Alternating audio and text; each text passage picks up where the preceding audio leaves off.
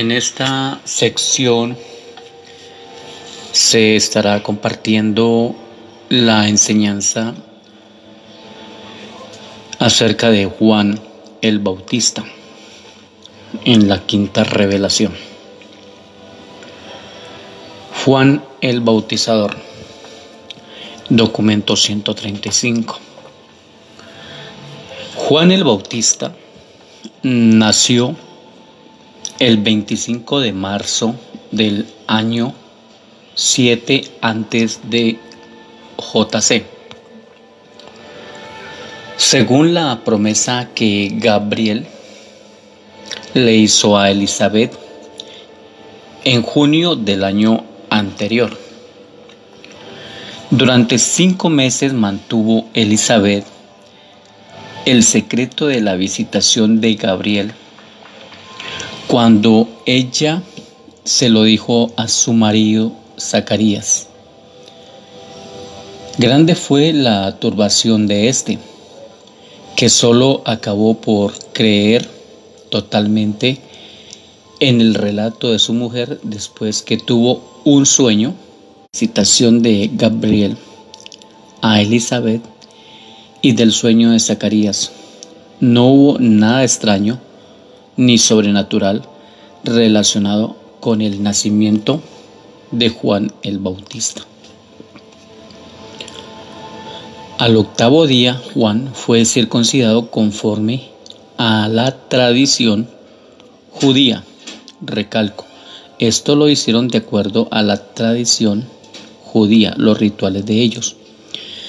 Día tras día y año tras año, creció como otros niños en la pequeña aldea conocida por entonces como la ciudad de Judá.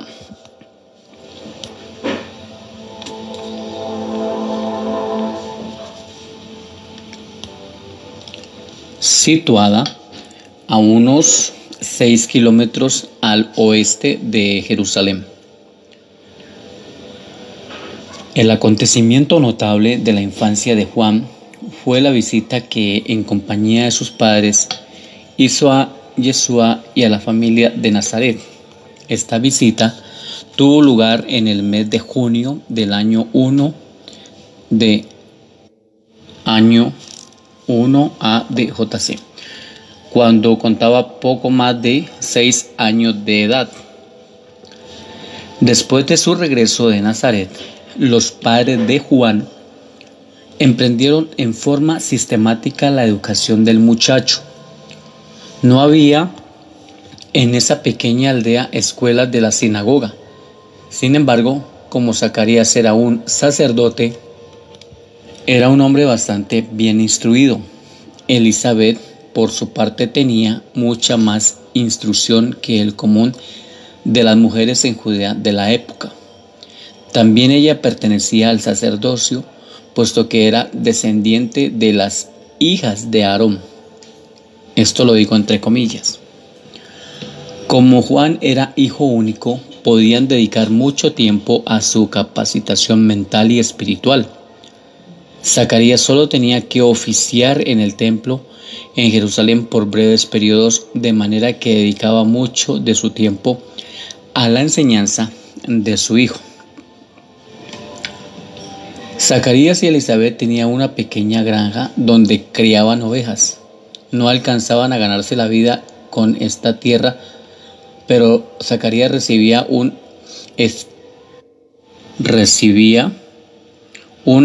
estipendio regular de los fondos del templo dedicados al sacerdocio.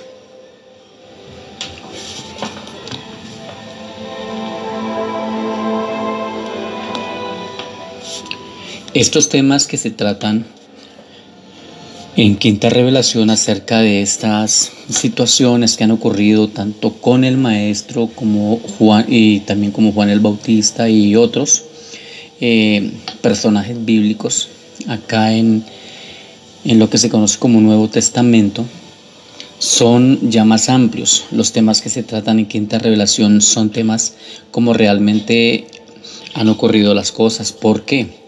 Porque ya son revelaciones que vienen directamente de los registros del universo y que son traídos por voluntad del Señor por medio de los ángeles portadores de la verdad.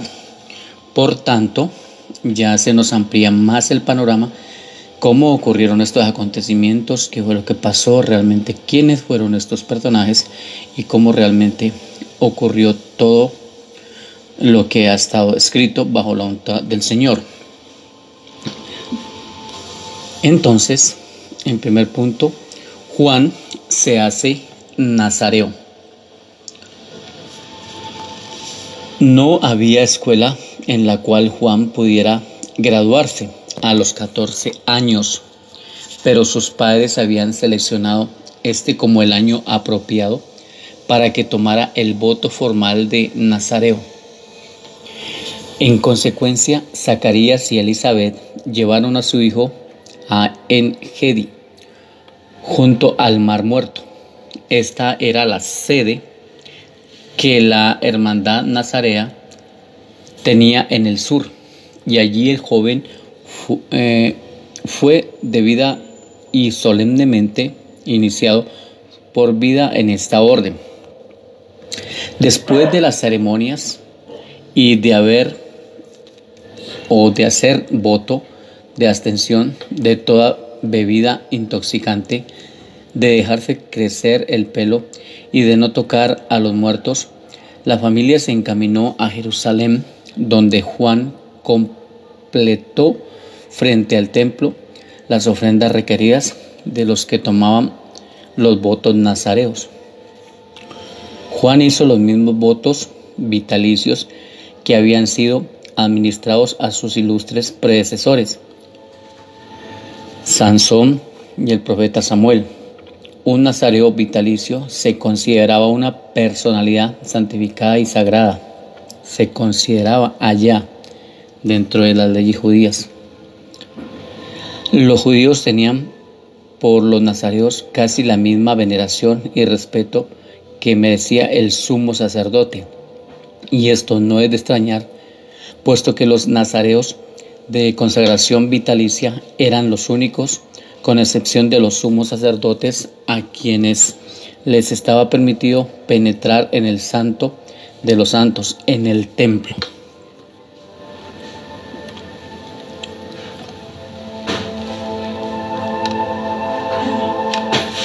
Juan regresó de Jerusalén a la casa de su padre para cuidar de las ovejas. Creció robusto y de carácter noble. A los 16 años, Juan, como resultado de una lectura acerca de Elías, quedó tan lleno de admiración por el profeta del Monte Carmelo que decidió adoptar su manera de vestir. Desde entonces Juan se vistió siempre con un indumento velludo, con un cinto de cuero. A los 16 años ya medía más de 1,80 m de altura y casi había alcanzado su pleno desarrollo. Con su cabello largo, suelto y ese modo peculiar de vestir, ciertamente resultaba un joven pintoresco.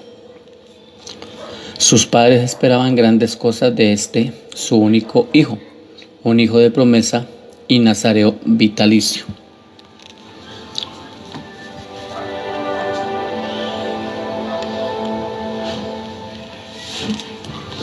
Cabe entonces aquí aclarar que realmente Juan, por resultado de una lectura acerca del profeta Elías, fue que tuvo este anhelo de ser como él, de vestir como él.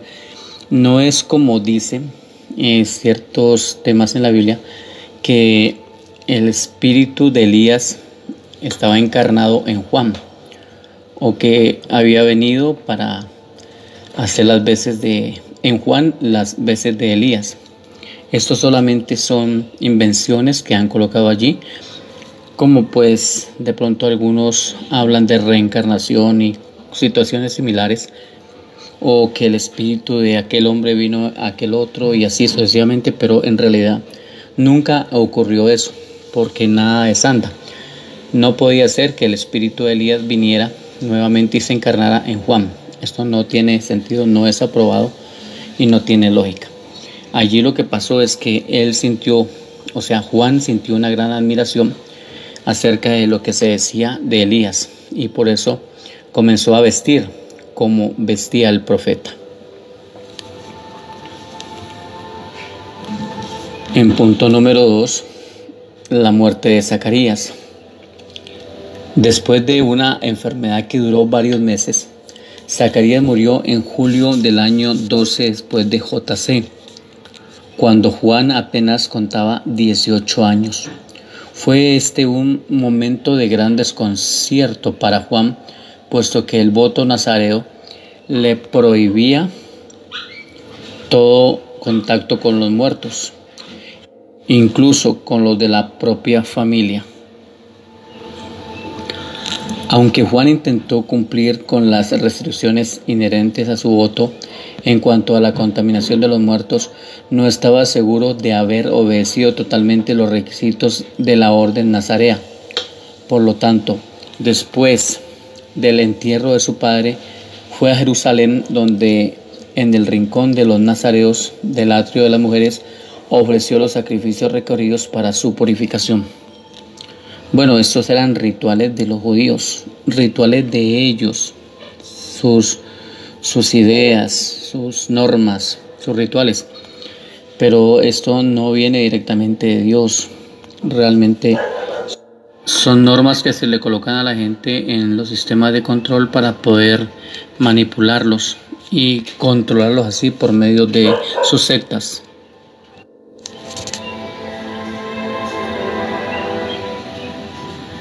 En septiembre de este año, Elizabeth y Juan hicieron un viaje a Nazaret para visitar a María y a Yeshua.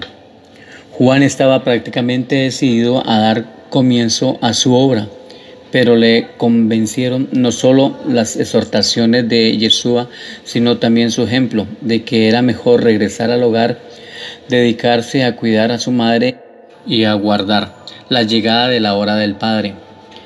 Después de despedirse de Yeshua y de María, al final de esta agradable visita, Juan no volvería a ver a Yeshua hasta el momento del bautismo de este en el Jordán, o más bien en un afluente del Jordán. Juan y Elizabeth regresaron a su hogar y comenzaron a hacer planes para el futuro, puesto que Juan rehusó aceptar el estipendio de sacerdote que se le adeudaba de los fondos del templo. Al cabo de 2 años había perdido todo y estaba a punto de perder su casa. Por eso decidieron trasladarse al sur con su rebaño de ovejas. Como consecuencia, el verano en que Juan cumplió 20 años presenció su traslado a Hebrón, en el llamado desierto de Judea. Juan cuidaba de sus ovejas junto a un arroyo que era tributario de una corriente de agua más grande que la desembocada en el Mar Muerto a la altura de En-Gedi. La colonia de En-Gedi incluía no solamente a los nazareos de voto perpetuo y de consagración temporal, sino también a otros numerosos pastores escépticos que se congregaban en esta región con sus rebaños y fraternizaban con la hermandad de los nazareos. Se ganaban la vida con la cría de las ovejas y con la ayuda de las dádivas que los ricos judíos les hacían a la orden. Según pasaba el tiempo, Juan regresaba cada vez menos frecuentemente a Hebrón, mientras que visitaba En-Gedi con frecuencia cada vez mayor. Era tan completamente diferente de la mayoría de los nazareos que le resultaba muy difícil fraternizar en forma plena con la hermandad, pero le tenía gran afecto a Abner, el reconocido líder y jefe de la colonia de En-Gedi.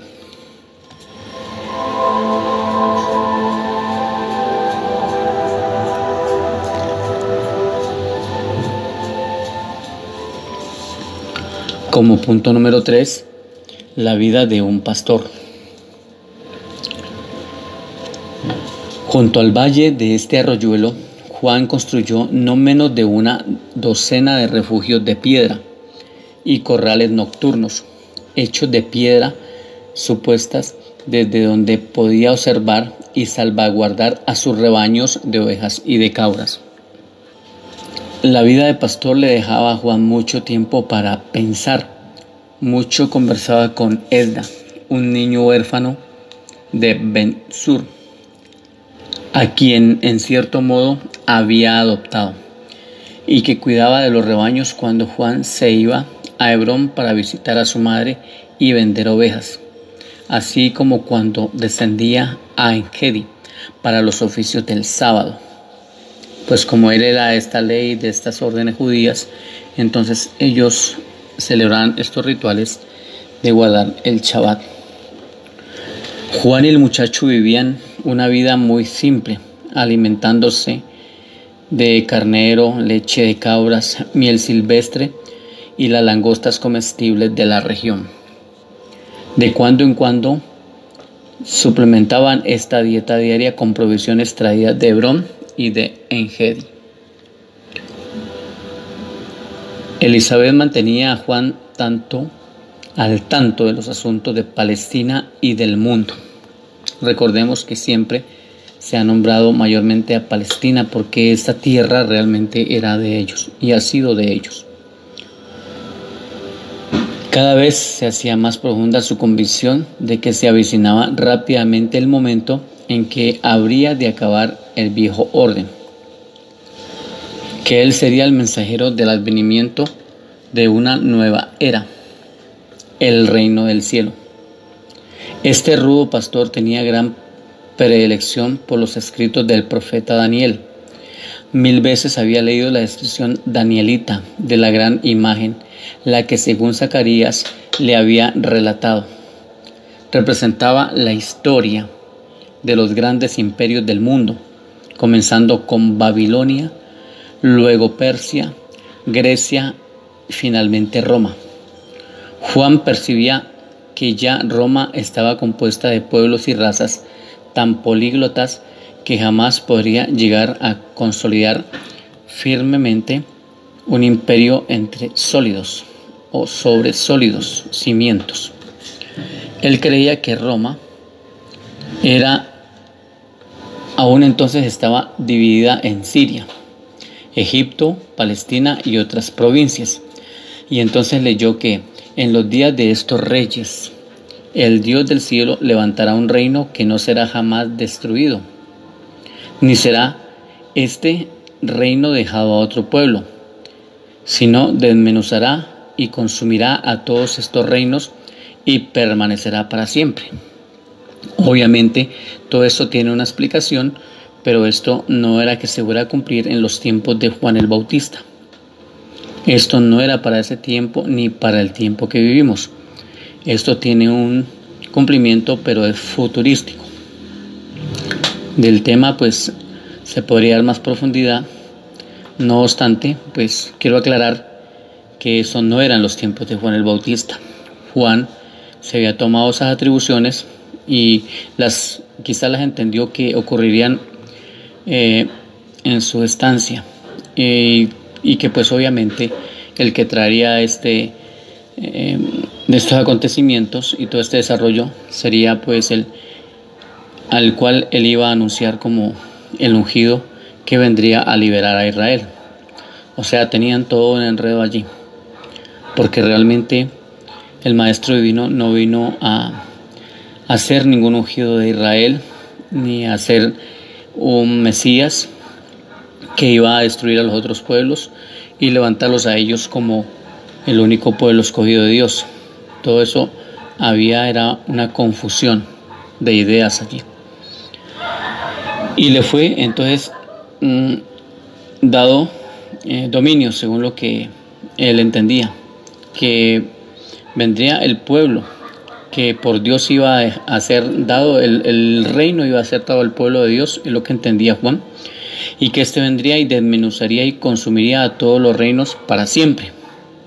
Y le fue dado dominio y gloria y un reino para que todos los pueblos, naciones y lenguas le sirvieran. Todo esto es lo que se han creído los judíos, por eso ellos se creen el único pueblo, real sacerdocio, nación santa, y que los demás pueblos están al servicio de ellos y que son sus esclavos. Los judíos han manifestado esto en videos recientes, donde dicen que los demás pueblos, que son gentiles, que son esclavos, serán sus servidores, y que todo lo que tienen los demás pueblos va a ser para ellos. Ellos todavía siguen conservando estas malas enseñanzas que nunca ocurrirán así ni acontecerán, pero de una u otra manera lo quieren hacer cumplir a la fuerza. Por eso ellos desde mucho tiempo han querido tomarse las naciones a la fuerza, como lo que ha estado ocurriendo con los palestinos allá con Gaza. Qué mala es la mala información, qué tremendo es recibir malas informaciones de profecías que realmente no son así y no se van a cumplir. El reino y el dominio y la grandeza del reino debajo de todo el cielo será dado al pueblo de los santos del Altísimo. Eso era lo que ellos creían, que todo esto les iba a dar dado a ellos y que iba a venir un rey poderoso, militar, quebrador de dientes, y que iba a ser su gobernante, su rey, y que todos los demás pueblos iban a estar por debajo de ellos y que ellos serían el único pueblo de los santos del Altísimo, cuyo reino es reino eterno y todos los dominios le servirán y le obedecerán. Ya en el cristianismo también de una u otra manera se predican estos errores, cuando se dice que como el pueblo de Israel despreció al maestro, que ellos son ahora los israelitas espirituales y que estas promesas son para ellos. O sea, ni lo uno ni lo otro. Ha sido como guías ciegos guiando a ciegos. Todos creen una falacia, todos creen unas invenciones que no se van a cumplir porque no es el propósito del verdadero Padre, que por supuesto no era Yahvé, y del Hijo Divino, que es el Maestro Yeshua de Nazaret o Miguel en el universo. Juan no consiguió nunca emerger por completo de la confusión provocada por lo que les había oído decir a sus padres respecto a Yeshua y los pasajes que leía en las Escrituras.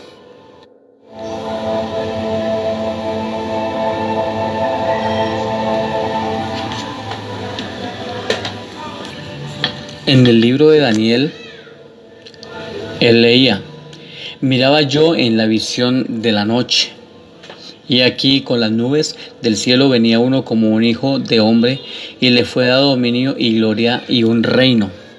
Él leía esto en Daniel, y esto pues ahí está en la historia de Daniel. Pero estas palabras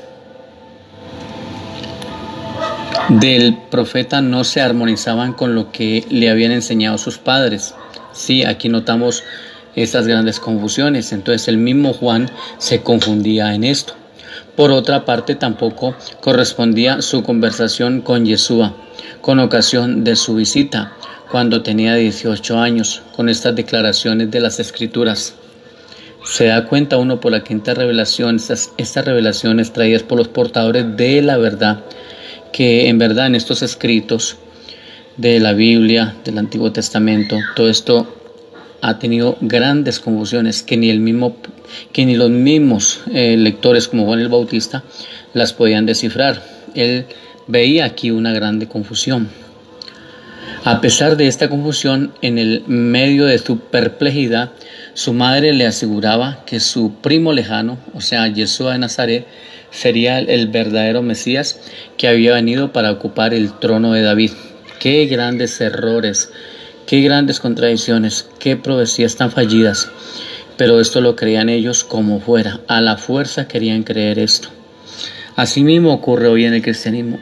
Están creyendo muchas supuestas profecías que se dicen en el libro que llaman sagrado de ellos, pero pues no se cumplen y no se cumplirán, excepto algunas aproximaciones que hayan a estas verdades, pero muchas no se cumplirán porque es que no es así y no ha sido establecido de esa manera.